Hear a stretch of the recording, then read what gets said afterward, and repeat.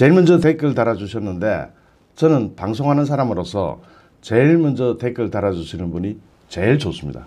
강경민님 감사합니다.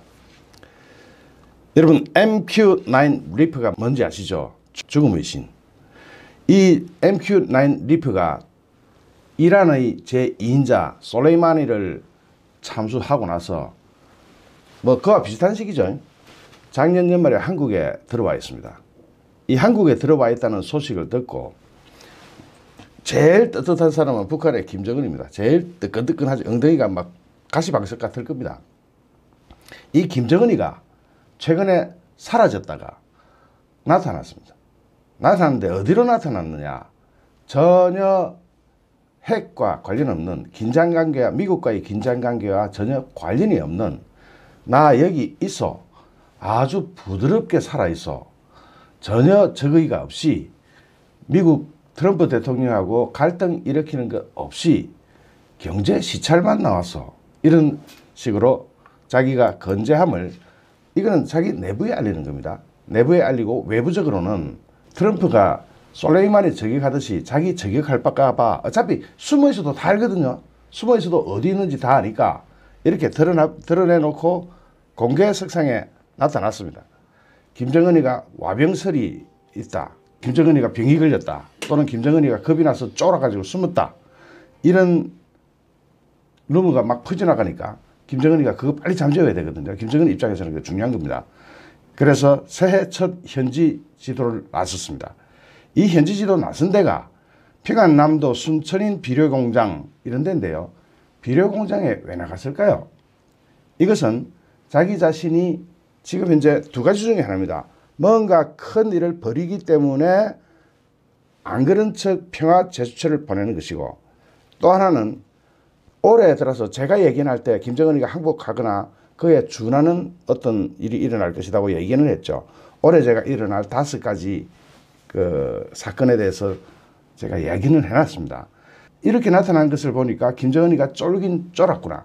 나타나가지고 핵이나 미사일이나 SLBM, ICBM 이런 데 대한 이야기가 일체 없이 아주 평화로운 경제 현지 시찰을 한 겁니다. 비료공장, 뭐 남흥청년화학연합기업소, 인비료공장 뭐 이런 데서만 활동했습니다. 김정은은 지하에서만 활동할 수 없습니다. 김정은은 절대로 지하에서만 활동할 수 없습니다. 왜냐하면 이 애의 특징이 그렇게 갇혀서 은둔형 지도자로 사는 것을 거부하는 왜냐? 자기의 헤게모니, 자기의 리더십이 상처를 받는 순간에 자기는 죽는다는 것을 인식하고 있는 아입니다. 그래서 절대로 길게 은둔을 못합니다.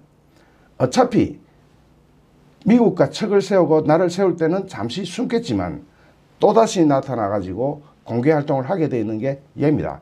그러므로 미국이 참수작전 할 때 굉장히 용이한, 어떻게 보면 쉬운 타겟이 얘입니다. 얘가 더군다나 돼지잖아요. 그러니까 찌를 때도 많습니다. 그러다 보니까 언제 어느 순간에 골로 갈지는 모르는데 지금 현재 나타난 것은 그런 거 아니다. 그것과 무방하다. 이런 제스처를 보여주기 위해서 나타난 것 같습니다. 이 사람 누군지 아시죠? 네, 이번에 폭살당한 솔레이마니입니다. 저 솔레이마니가 이란의 2인자다. 이렇게만 뭐 평가받을 수가 있는데, 하시는 분이 있는데 그게 아닙니다. 전 중동 그리고 아프리카 북부 이런 데에 대한 영향력을 다 가지고 있었던 사람이 제거된 겁니다. 아마 이란은 당분간 이 사람의 공백으로 많은 부분 시간이 좀 걸릴 겁니다. 모든 걸 다 회복하려면. 그리고 이란에서 또는 이라크에서 시아파 벨트를 형성하면서 상당한 저항이 예상되고 있습니다. 그러니까 이란에서 피의 보복을 하겠다, 죽음의 보복을 하겠다 할 때 트럼프가 뭐라고 합니까? 이란에 52곳이 옛날에 이란 대사관에 억류되어 있던 미국인들의 숫자입니다. 52곳을 공격 준비하고 있다. 언제라도 너희들 다 죽는다. 52곳을 날려버리겠다. 하니까 이란에서도 굉장한 반발이 일어나고 있습니다. 얼마 전에 장례식을 마쳤죠. 솔레이마니 장례식 마치면서 굉장한 긴장이 고조되고 있는데, 제가 예정할 때 뭐라 그랬습니까? 이 사건이 그냥 이 사건 단 하나로 끝나지가 않는다. 이 사건은 우리 경제에 엄청난 영향을 미친다. 여러분 그걸 들어보시면 기절할 정도로 섬찟한 그런 내용이 될 겁니다. 트럼프는 특히 이란이 보복을 하겠다 이렇게 이야기하니까 불균형적인 방식으로 반격할 것이다. 균형을 맞추지 않겠다. 이를테면은 여기서 전투기가 하나 날아갔으니까 저기도 전투기 하나 날린다. 이런 정도가 아니라 아주 불균형하게 상대도 되지 않게 여기 한 군데 당하면 저 100군데 날리겠다. 이런 식으로 트럼프가 나서고 있습니다. 되게 트럼프는 우유부단하고 또 전쟁을 싫어하고 그런 성격으로 많이 이해해 왔습니다만 올해부터 완전히 인상이 달라지죠. 완전히 달라집니다. 특히 솔레이마니 제거 작전을 승인할 때 그 장소가 마르라고 개인 별장 골프 휴양지입니다. 거기서 웃으면서 아무렇지도 않은 척 날렸습니다. 그런데 이 솔레이마니를 제거하는 방식이 굉장히 특이했고 독특했기 때문에 북한의 김정은으로서는 굉장히 신경이 쓸 수밖에 없습니다. 지금 지난해 5월 특히 북한은 지난해 5월 이란의 유조선이 피격될 당시에 미국을 강하게 비난했습니다. 그런데 이번에는 솔레이마니라는 거물이 날아갔는데 북한이 입을 다물고 있습니다. 강하게 비난을 하지 않고 있습니다. 왜냐하면 너무 강하게 비난하다가는 관심이 자기 쪽으로 돌아오면 지가 죽는다면 이 말입니다. 미국의 관심은 당분간 이란 쪽에 있고 우리는 좀 살자 뭐 이런 거겠죠. 그래서 지금 이란에 대한 미국의 정책을 과감하게 비평을 못하고 있습니다. 찍소리도 못하고 있는 거죠. 청와대의 겁먹은 개라고 놀리더니 만수상궁전의 겁먹은 돼지가 바로 김정은이 되어버렸습니다. 그리고 6일째 공개석상에 나오지 않고 있다가 오늘 나왔는데 지금 이번 암살에 쓰인 킬러드론, 리퍼 이것이 한국에 배치되어 있다는 것을 각 언론이 보도했고 김정은은 이걸 제일 잘 알고 있을 겁니다. 그 킬러드론은 어디서 조종된다고요? 미국 네바다주에서 조종합니다. 태평양 건너에서 조종해가 이렇게 정확하게 때려버리니까 뭐 북한으로서는 항공모함 이런 것보다 훨씬 이게 더 무섭습니다. 항공모함 5대 오는 것보다 이 리퍼, 죽음의 신, 이 무인기가 더 무섭습니다. 이게 또 비싼 거잖아요. 그러니까 미국으로 볼 때는 항공모함 한 번 움직이는데 돈이 엄청나게 드는데 B-52 한 번 움직여도 돈이 많이 드는데 요거는 기체는 좀 비싸지만 움직이는 운용 비용이 굉장히 저렴합니다. 조종사도 안 타잖아요. 그러니까 운용 비용이 너무 저렴하다 보니까 이 가성비가 높습니다. 북한을 꼼짝 못하게 묶어두는 그런 효과로는 이게 훨씬 낫죠. 이게 훨씬 낫습니다. 그래서 미국으로서는 이걸 한반도에 보내가지고 북한 김정은이 돼지의 발목을 탁 잡아놓고 있는 그런 전략을 수립하고 있는 겁니다. 여기다가 오늘이 김정은이 생일이죠. 내일인가? 김정은이 생일이 다 돼갑니다. 김정은이 생일이 다 돼간다면은 뭔가 또 하나 날릴 것이다 이런 우려가 생기죠. 그래서 지금 미국의 정찰 자산이 매일 한반도 위를 또 동해상공을 매일 정찰하고 있습니다. 그것도 추적장치를 켜고 우리 왔다 너 보고 있다 이렇게 계속 정찰기를 띄우고 있습니다. 김정은으로서는 지금 협상을 해야 되는데 불리한 코너에 점점 몰리고 있는 거죠. 지난해 말 공군의 이게 어떻게 된 거냐면 이겁니다. 이 기체가 미국 공군 C-17A라는 건데 이게 4대나 미국 네바다주에 있는 크리치 공군기지를 둘러서 한국으로 왔습니다. 크리치 공군기지가 뭐냐면은 바로 이 프레데터 또는 리퍼 이런 것을 운용하는 공군기지가 있는 곳이 바로 크리치 공군기지입니다. 요게 왜 크리치 공군기지에 들러서 군산 비행장에 들어왔을까요? 크리치 공군기지에서 네바다주에서 뭔가 실었죠. 네바다주가 많은 데라고요. 바로 리퍼 운용하는 본부가 있는 데죠.